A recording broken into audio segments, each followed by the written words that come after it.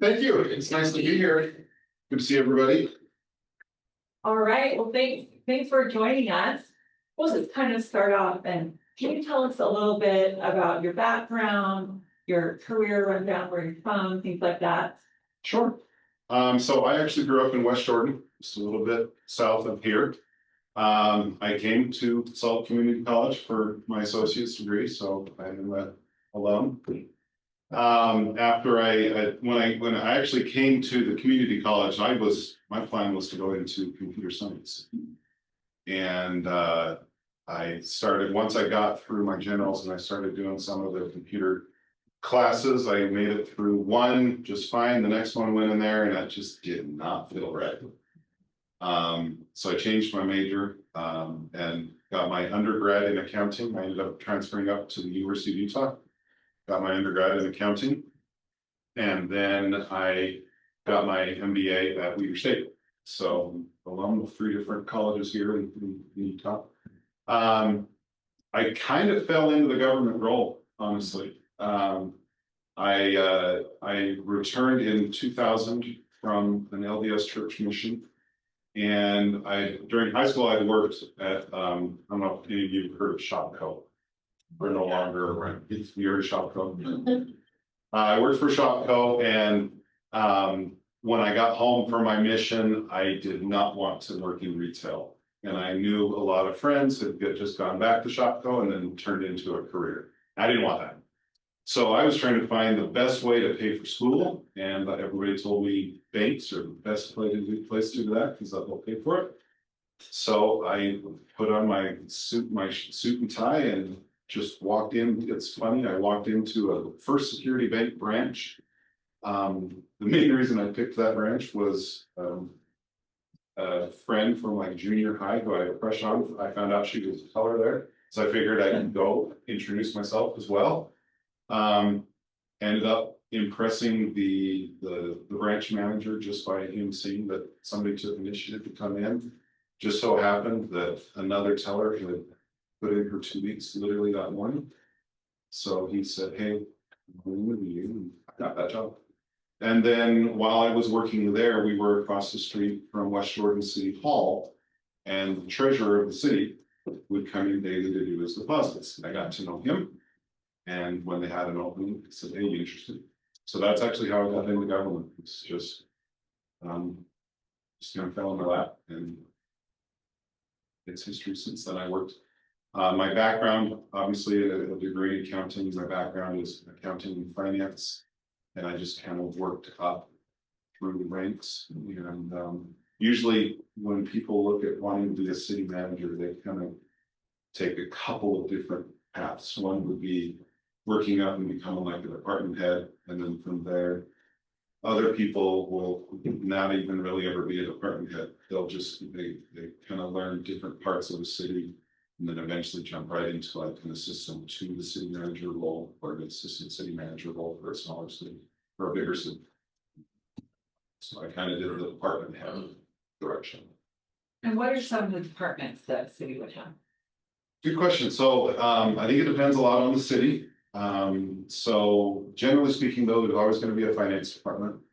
There's always going to be a public works. Public works usually consists of street maintenance, park maintenance, facility maintenance. If you offer utilities like water utilities, or we have at Riverton, we have culinary water and pressurized irrigation utilities. Some cities will have stormwater for all of the stormwater systems and throughout the city. Other cities might have sewer. We don't, because we're part of the sewer district. So we all know that the water comes into our tap, and then water has to go somewhere, and that's how all of that works. And then you've got there's obviously a development. There's always zoning codes, and you've got a zoning department, building department to manage all of the building. Some cities will have recreation and events. The attorney's office, there'll be the administrative side of things, human resources, some of those as well. Real broad variety of career. Broad variety, yes. Government there. And as you were working your way through college and up the career ladder. Did you have any mentors, and can you tell us about that and what they provided for you that way and what you maybe learned from those mentors? Yeah, great question. Yeah, so when I was at West Jordan, I started out as basically the customer, it was called a customer service representative, which is basically coming from the bank world, it was just basically a teller. But I was the one that when you go into West Jordan to pay your water bill or whatever, I was the one collecting the money. And then when you would mail in your utility bills, I was the one opening the mail and then sorting it and then processing payments. And for me, I was bored, to be honest. I needed more.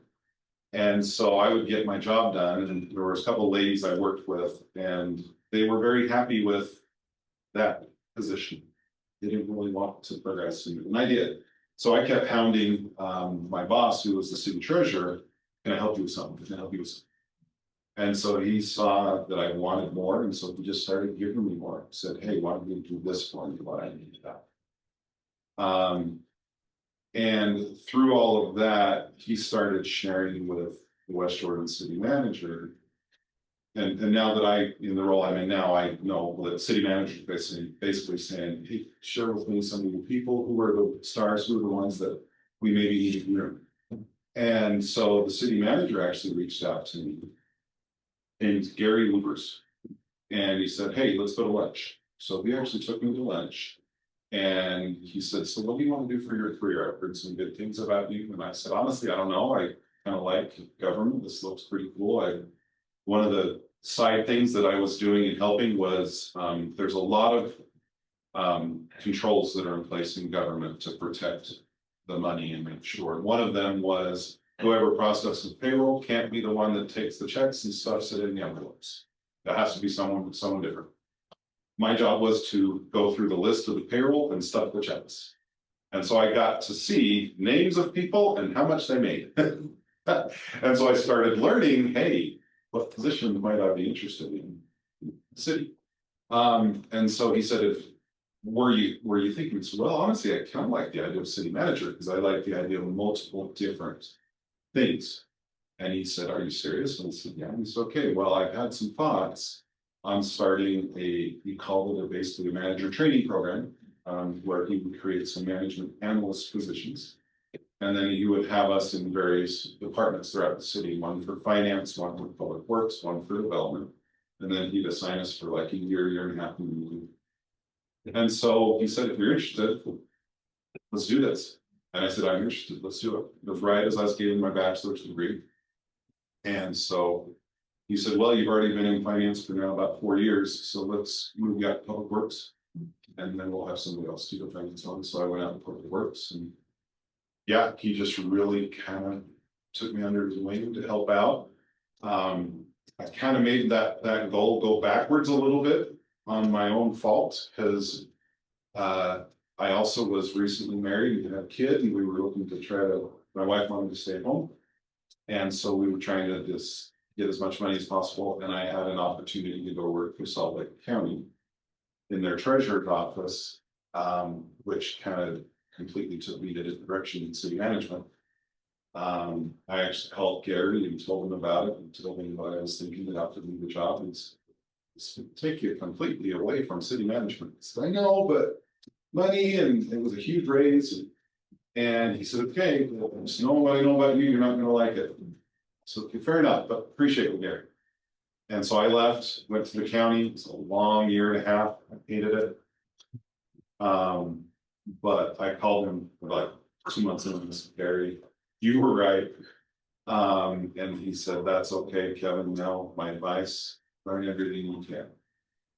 And honestly, even though I hated that year and a half, the experience I gained there is what my boss who hired me at Riverton, she told me that she hired me because of my experience, not from what I had at restaurant.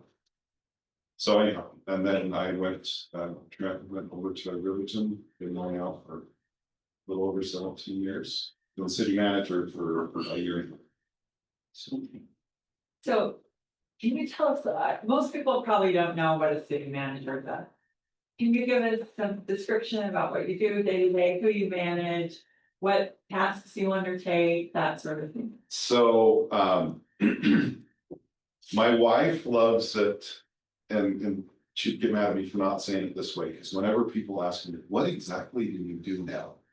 She used to get, whenever, because I always was in finance and numbers, accounting. Some of you probably are thinking that's boring, right? My wife hates that. So whenever, I might be dating myself, but who in here has watched Friends?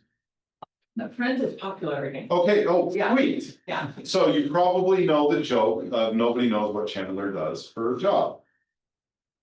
That was always the joke for my wife when people would ask me what I do. And she would say, oh, he has Chandler's job, nobody knows, because she hated talking about money and finance.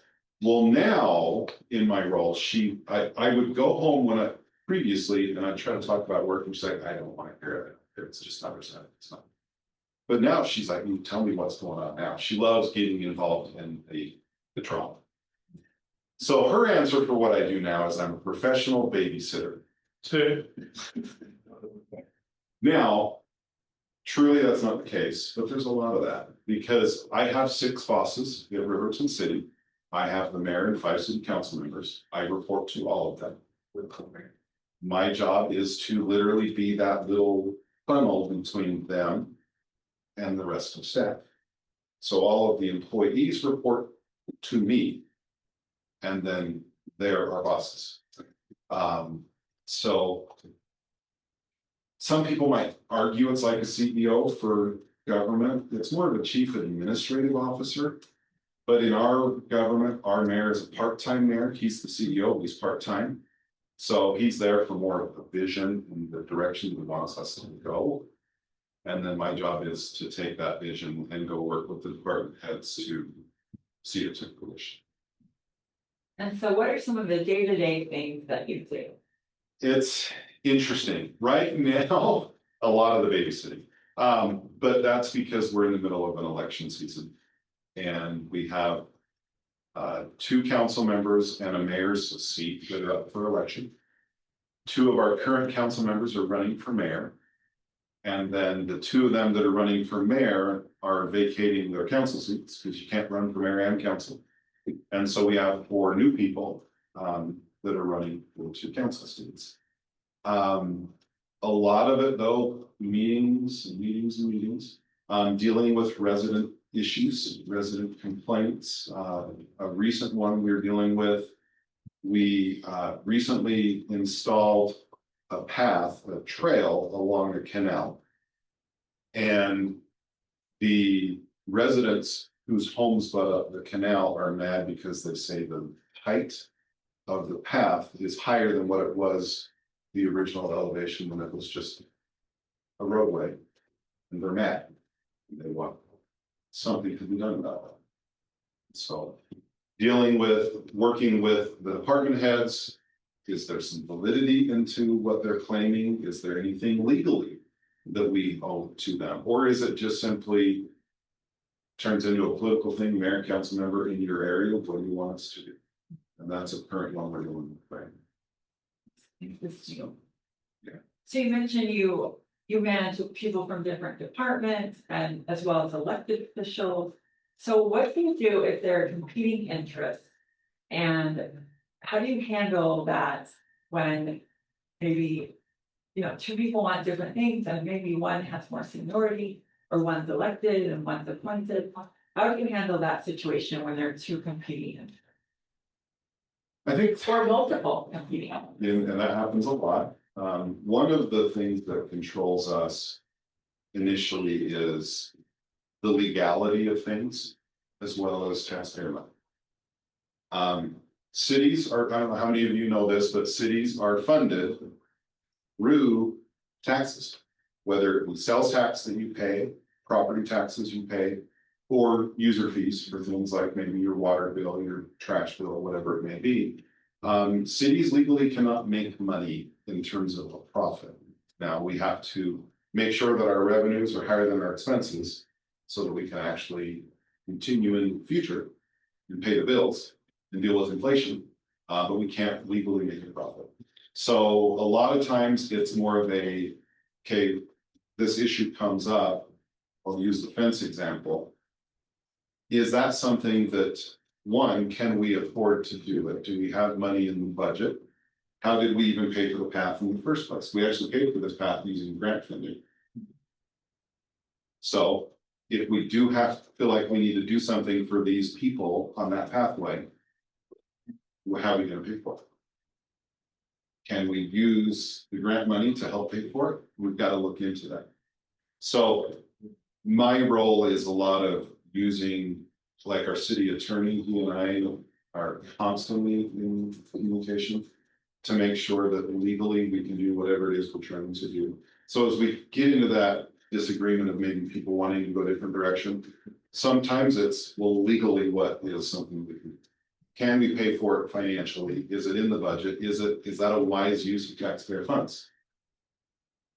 Well, if those are always the yes and yeah, it is a wise move, then it really boils down to hearing all of the different arguments, hearing all of the reasoning behind it.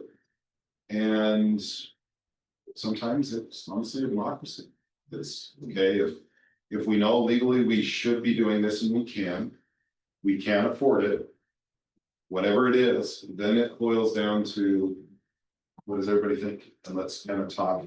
I am a little bit of the type of a manager where I like to build that consensus. If I have to make a decision, I will. There have been times where I have to, and sometimes I'm making the decision people don't like. But that's what I'm there for, is to make some of those tough decisions. But beyond that, I want to make sure that we're being logical about them. And I kind of use, from the legal standpoint, what the reasonable person might think. Is it reasonable that we would do this, do that? That a reasonable person would feel like it's something fair. Great. Let's open it up to students. So what questions do you have?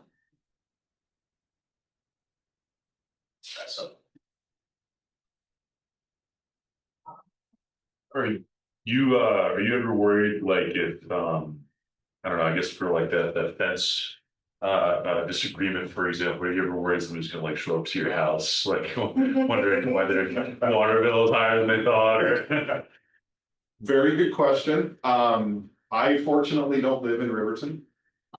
And I was telling your teacher, I'm happy that I don't. That some cities require it. They require the city manager relocate and live in the city. As when I was starting to learn about city managers and working with Gary, he said one thing you need to make sure that you understand is you may need to look at relocating. City managers have, as he put it, a useful life of about 5 years.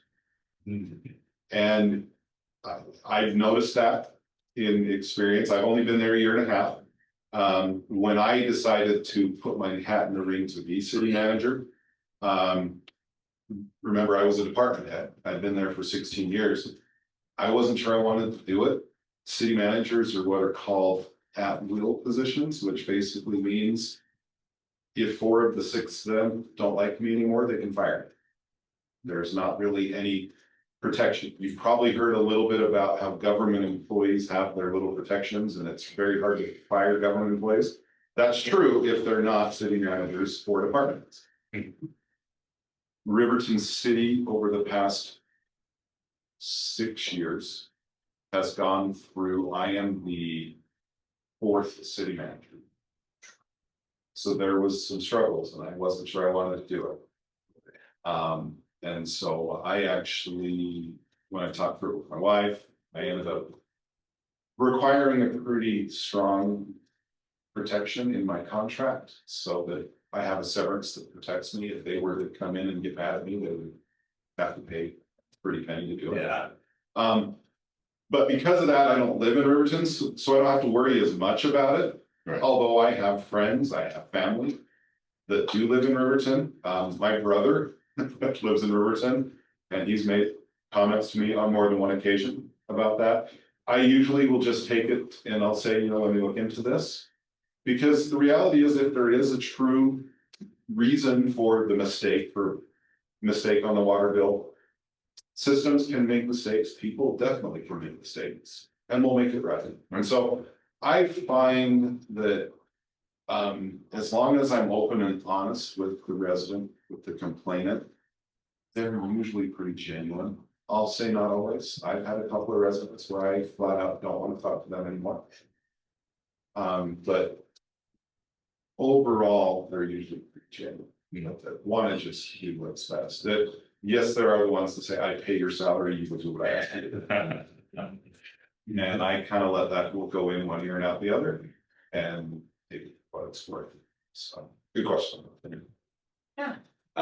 So it's kind of like a two-part question because of your job. So personally and as like the manager, what do you find is the best way at creating and accomplishing goals? Good question. I'm a huge fan of. I've never been one to have to go sit and like write down my goals. Say, okay, this is my goal, this is my goal. But I internalize them. The goal to become a city manager was my goal from that moment when I sat down with Gary Rivers. That was my goal. And this, I think the first time he and I sat down was probably the year 2002, something like that. I didn't become a city manager until 2024. Okay. That was always my goal. That was always what I wanted to achieve. And as I started working up and even at Riverton City, I had applied for a few different city manager, assistant city manager jobs for other cities. Just never felt right. One of the things I think I had mentioned just a bit ago that Gary mentioned, plan on, because of that useful life of the city manager, plan on maybe having to move with family. That was one of those goals that was like, I don't want to disrupt my family. I've lived now in the same house for 21 years and we're very happy there. I don't want to move until my kids are done with school. I don't want to update that. And so that turned into another goal of mine that, okay, yeah, want to be city manager, but this one's a little bit more important to me. Family's really important. Now that's obviously a big overarching. Smaller goals though, I'm of the same mindset. I like to be very organized. Even though I don't sit down and write out all of my goals of, okay, I have a goal to do this by this day or this by this day. I know internally what my goals are.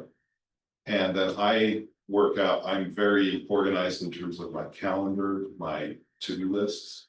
And everything I do is geared towards what are my goals, what I want to achieve, what I want to get done. And so that's kind of how I just structured my life to make myself better. Yeah, good question. What's another question? So you said that you kind of just fell into this role of working for the state, not fell into it, but got a great opportunity. You do expect, like, if you hadn't gone the government route, what was plan like? Because you had a kind of degree to go work for one of the big fours. My plan was a big four. So the government job, talking about goals a little bit as well. My government job is my day job. I do have another job that I would argue is probably pretty close to full time also. My cousins own an accounting firm here locally actually in Taylorsville.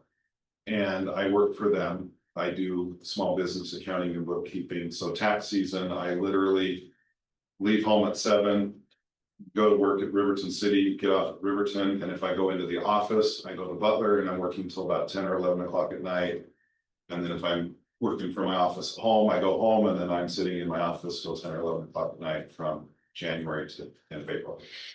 And then the rest of the year, I have a handful of clients that they'll do their bookkeeping businesses for.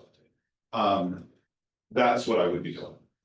And I actually, so in here in Utah, if you work in government and you work for any government entity, you can be part of what's called the Utah retirement system, which is a pretty cool pension.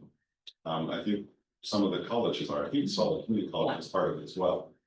And depending on the timing of when you start working for them, your pension is anywhere from, and depending on what you do, if you're law enforcement or whatever, anywhere from 20 years to 35 years is a full pension, depending on where you are. For me, a full pension is 30 years. So one of my goals is the moment I hit 30, I'm at them.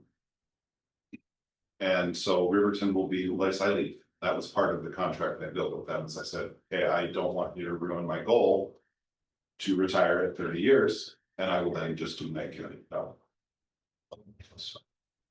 Yeah. So I would be an accountant somewhere. Yeah, I have a good friend of mine that was an auditor for KPMG, of course. Might have done something like that. You mentioned that the opportunity came up for you to start working for the city and everything. Like one of the questions I had is like, what led you to pursue a career in city management instead of growing in a financial institution or an accounting business? Because, for example, for me, I work at America First. And they have a lot of like internal promotion, and they also have a pension. They have like very good benefits.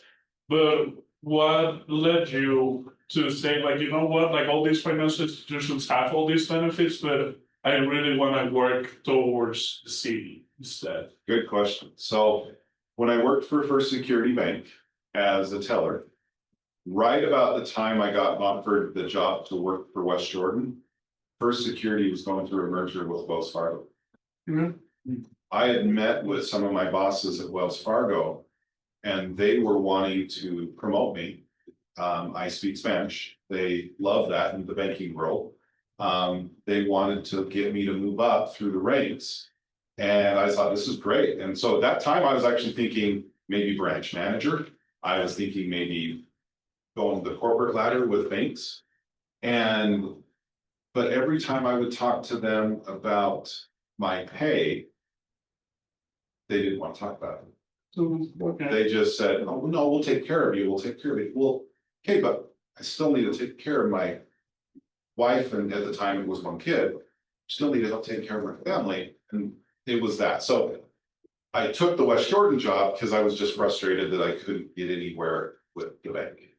And then at West Jordan, why the city management route versus finance or some of the others? I pride myself on not being a stereotypical accountant. What I mean by that is I like a broad understanding of what I do. And I like the fact that when I go to work, I really don't even know what I'm going to do that day. It's fun for me. Now I kind of have an idea of what I'm going to be doing. I have my calendar. I know that, I mean, heck, tonight I know I'm going to be at work till probably 9:30 or 10 because we have city council meeting tonight. 2 nights a month we have city council. Have to be there. This one's going to be a very hot one. We've got some very political things we're talking about tonight. But beyond that, I love that there's always a different variety. That's actually what I hated about Salt Lake County.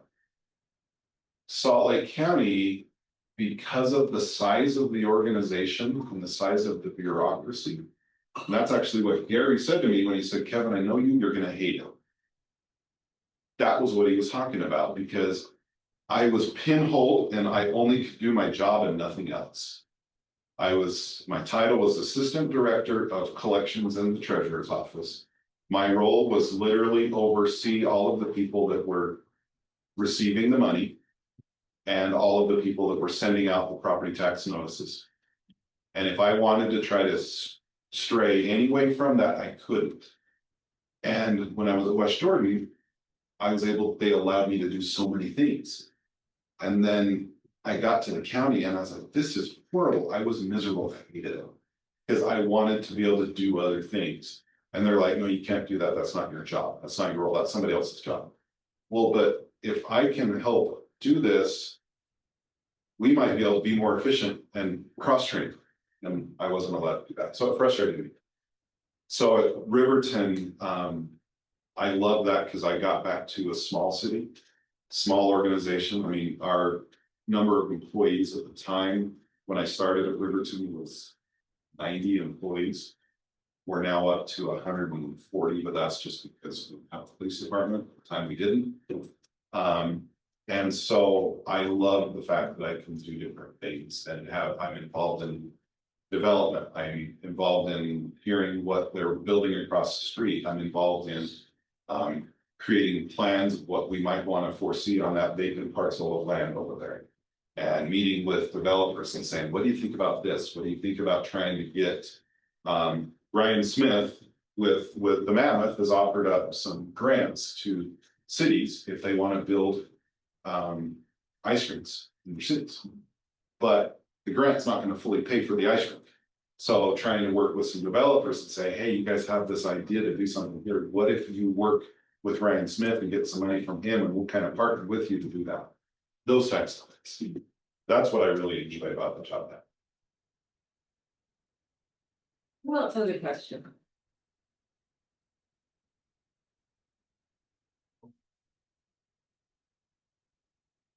Right, think of questions, we're gonna come back to you.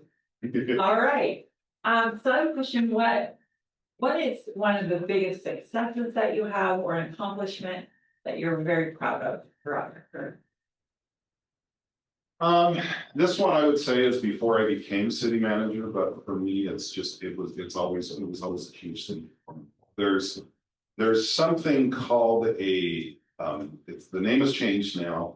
In the government world, though, it's now called an annual comprehensive financial report. Prior to a couple of years ago, it was called the comprehensive annual financial report. They changed the name for some weird reason that I'm not going to get into.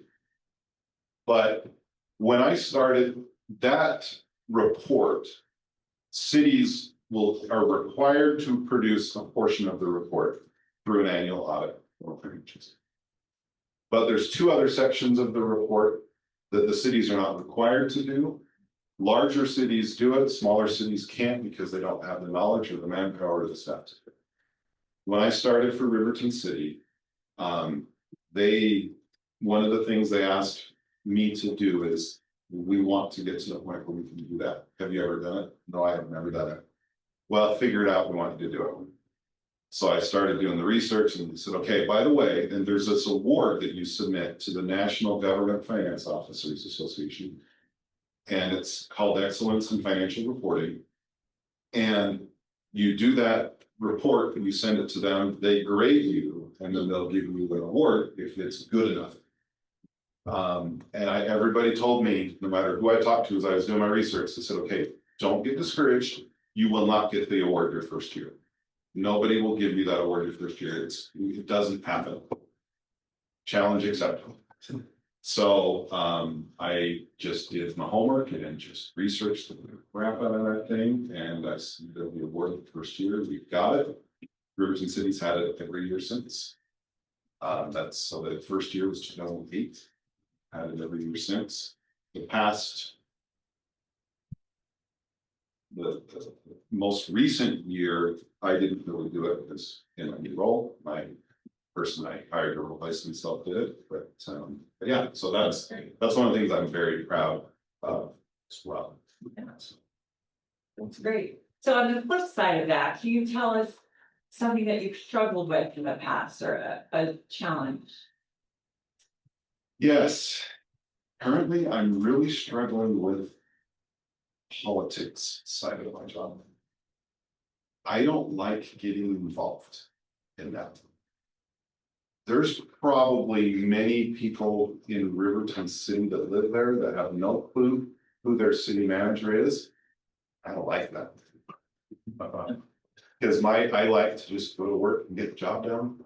I like that broad understanding of doing the job. But in that, I don't really care for all of the politics. And past year and a half, there's been a lot of politics that we've had. And it's just been difficult. It's difficult because I don't always agree. And From a personal standpoint. yeah. And having to be okay with what they're doing because one, is it legal? Yeah, it's legal. They have every right to make that call and do what they want to do. Can the city pay for something like that? Well, technically, in the role they're in, yeah, we have to be very careful about. Cities are nonpartisan, so we can't really push for one party versus the other. But our elected officials are going to try to push you one way or another. And so that difficulty of helping them understand, is this really the role of the city versus not? Riverton City, as of late, the past couple of years, has been in the news for some things that I'm not going to choose to say whether I always have agreed or disagreed with them, but it's been a difficult one to just be there and be supportive regardless of my personal ambitions or opinions on stuff. So you mentioned that you have five bosses, the mayor and the city council members. Mhm. And those are elected officials with strong opinions. So how do you handle that while also managing appointed or a not elected position? So fortunately, our department heads and the appointed department heads usually, and in the case I have right now, we are all a really cohesive team. And we don't really get into like, part of it though, I've noticed, in learning to become a city manager, one of the things I've done is have big ears and big eyes. And I mentioned earlier that over the past 5-6 years, Riverton's gone through, now I'm 4th or 5th city manager. I've seen what didn't work with those relationships. And so from there, I've learned what areas my predecessors could have done differently, could have improved upon. And then I internalize that and say, okay, is that something that I want to change? The biggest I would say is communication. Elected officials really just need to know that they're being heard and that you want to help them communicate with them and you want to give them the information so that they feel like they have all of the information. There was a recent explosion from an accident in Harriman, Riverton about 2-3 months ago. And fortunately, nobody was hurt. It was late at night, it's about 10:30 at night. And the council member that is in that area lives close. He was crazy ringing, bugging us, bugging the fire, bugging me, bugging the chief of police. He just wanted information. And so having to manage and say, okay, you call me, don't bug the chief, let him do his job, let the fire chief do his job, I will keep you in the loop. And so and he was fine with that because he just wanted info. But initially he was hitting all of us and texting all of us at 11:30 at night because he just wanted answers because his neighbors were bugging him because he's a council member saying, well, what's going on? We want to know what's going on. Everybody just wants to know what's going on. And so just really being there to answer questions and help them be heard, I think that's the way to get through to them. And then keeping in mind, Riverton City, a lot of the smaller cities in the valley, your elected officials are part-time. They really expect you to be that professional that helps the city continue forward. They expect you to be the one that keeps them at the show. And the one that keeps them, that does the right things to protect the city from being sued because we allowed a building to be approved and have a certificate of occupancy without passing all of those budgets. Something out of that. And so that's the nice thing is from the internal department heads, everybody has their role. And I know one of the things I learned from one of my predecessors was his background as a city manager was a previous attorney. So he was trying to tell our current city attorney how to do his job. So something I've made a point to do is the guy I hired to replace me, I'm not going to tell you how to do your job. I will be a sounding board for you. And in fact, if you need help from a standpoint of you're drowning and you need somebody to help you with this little reconciliation, whatever, I'm happy to do it. But you're over finance now, I'm not. And I've learned that because of what I saw from the previous. And I was a department head, and so I was seeing that our city attorney would come into me, because I was also over HR, and he would vent to me, hey, the city manager's not listening to me, he's saying his lane. Because one thing people feel very strongly is this their role, and don't touch my role. So you mentioned communication as an important skill to have when you're entering the workforce. Can you tell us what other soft skills and maybe technical skills you think are important that students should develop as they go through college and prepare to enter the workforce? Yes, I actually took some notes. So one that I feel very strongly about, which It probably is one that you all probably would expect anyways, but I'm gonna throw it out there as one to say. Technology. And making sure, no matter what industry you end up deciding to go in. You're gonna have to learn how to use the computer and all of the different tools that are available to us. Because they're not going away, and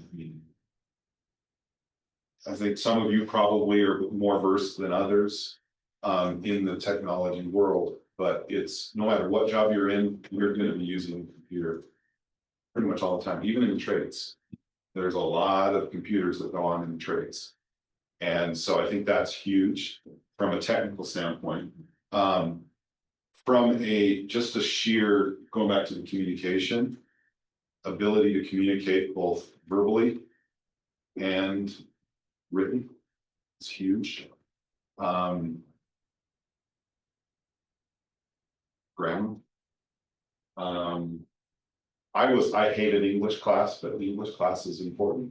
Now with my kids, my oldest is a freshman in college, and then I have twins that are juniors in high school. They know that if it's anything relating to English, they actually go to mom, not me. Because even though I feel I'm pretty good from a professional writing standpoint and editing people, but the reality is she knows how to write. She knows the grammar. She is constantly teasing me about filler words, about not saying too much, those types of things. And in light of my new job now, she'll come to me and say, okay, you need not knock that off, stop saying that. You just sound like you are true. So those types of things, I think you play a part in what you really are wanting to be. A huge one for me is never stop learning.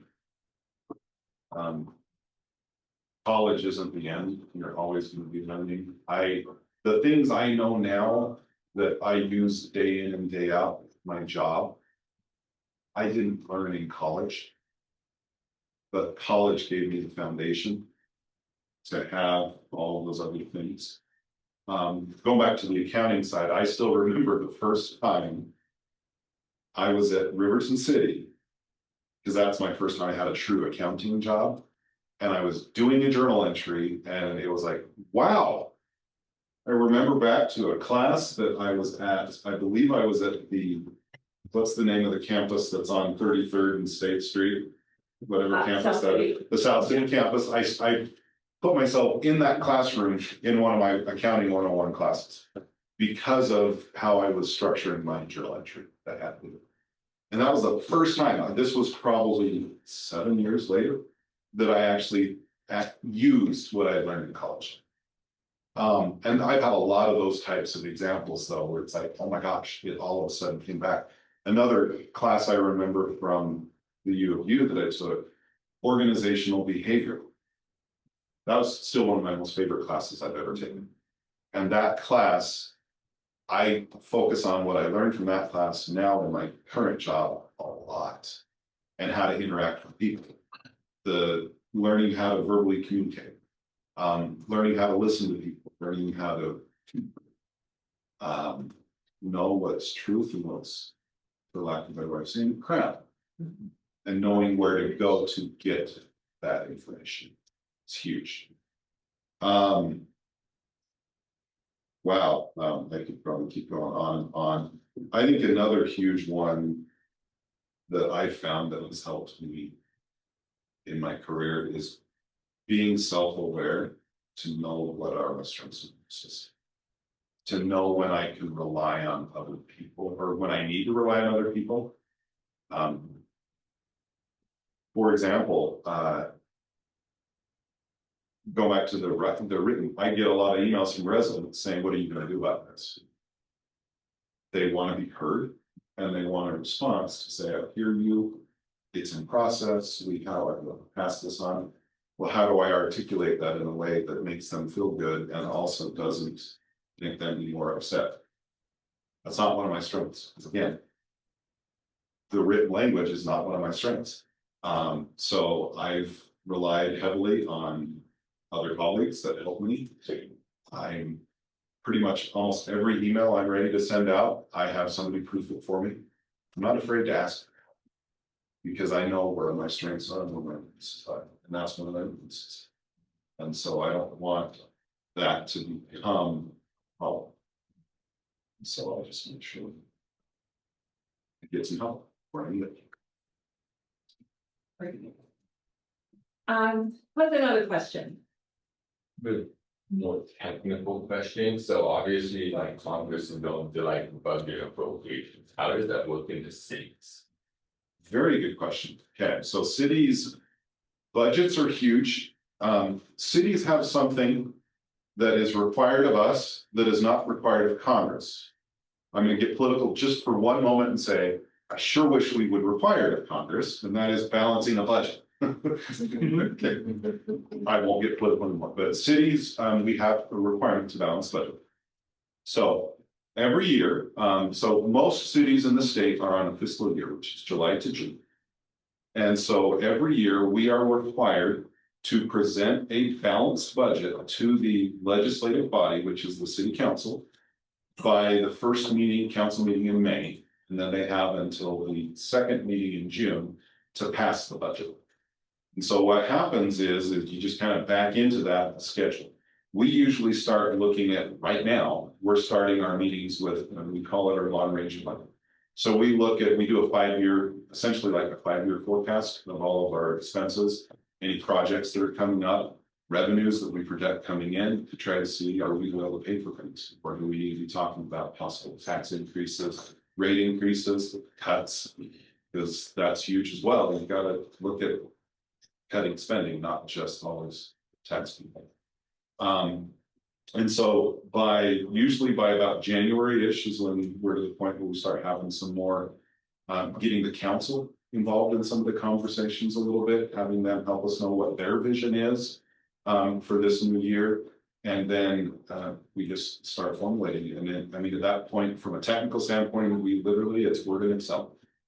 Word for all of the narrative parts of it, and then we paste the spreadsheets into the Word to make one cohesive document. Some places will have individual software that they buy that helps them build the budget.